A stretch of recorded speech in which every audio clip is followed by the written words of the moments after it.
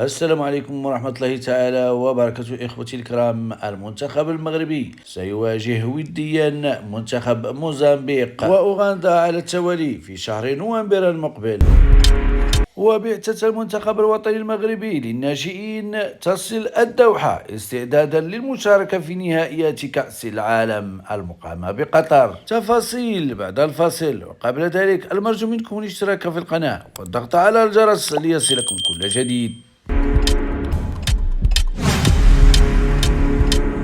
رسميا إذن أعلنت الجامعة الملكية المغربية لكرة القدم عن برمجة مباراتين وديتين للمنتخب الوطني الأول ضمن تحضيراته للمشاركة في نهائيات كأس إفريقيا للأمم. هذه الكأس التي ستقام بالمملكة المغربية خلال الفترة الممتدة ما بين 21 دجنبر و18 من شهر يناير. ووفق البلاغ الرسمي إذن الصادر من الجامعة، سيواجه أسود الأطلس منتخب موزمبيق يوم الجمعة 14 نوفمبر المقبل. أما بالنسبة للمواجهة الثانية فستجرى يوم الثلاثاء 18 من الشهر ذاته أمام المنتخب الأوغندي، وستجرى المباراتان على أرضية الملعب الكبير بمدينة طنجة. هاتين المواجهتين الوديتين ستجرى على الساعة 8 مساء بتوقيت المغرب. ويسعى الطاقم التقني للمنتخب المغربي خلال المباراتين الوديتين للوقوف على جاهزية اللاعبين قبل الدخول في غمار المنافسة القارية.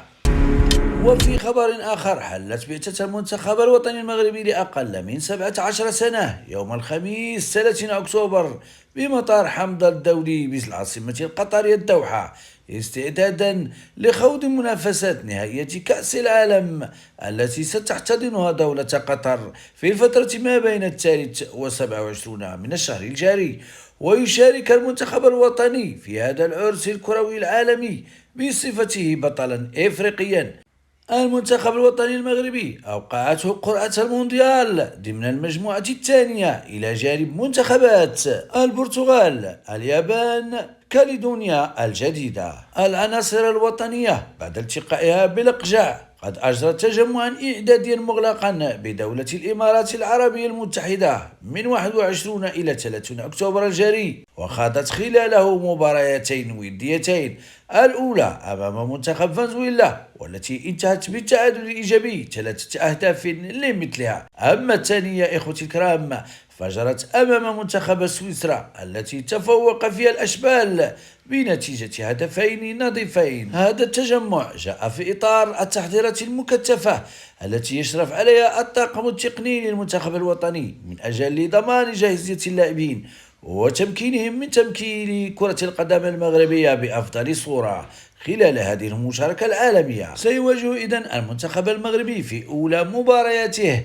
ضد المنتخب الياباني يوم الاثنين 3 من نوفمبر بداية من الساعة 2:30 ظهرا في أولى جولات دور المجموعات على أرضية الملعب الخامس بأكاديمية أسباير زون بالدوحة. أما المقابلة الثانية فسيجريها ضد المنتخب البرتغالي يوم الخميس على الساعة 1:30. وسيختتم المنتخب الوطني المغربي لدور مجموعات نهائية كأس العالم للناشئين بمواجهة كاليدونيا الجديدة يوم الأحد 9 من نوفمبر المقبل بداية من الساعة 2:30 ظهرا على أرضية نفس الملعب بالدوحة. وللمعلومة تعد نيجيريا أكثر المنتخبات تتويجا ب5 ألقاب، تليها المنتخب البرازيلي ب4 ألقاب. أما المنتخب السعودي فبلقب واحد عام 1989 كلقب عربي وحيد. ويعد المنتخب الألماني حامل لقب البطولة النسخة الماضية عام 2023. بالتوفيق إذن للمنتخب المغربي للناشئين. في الأخير إخوتي الكرام، نتمنى منكم الاشتراك في القناة والضغط على الجرس ليصلكم كل جديد.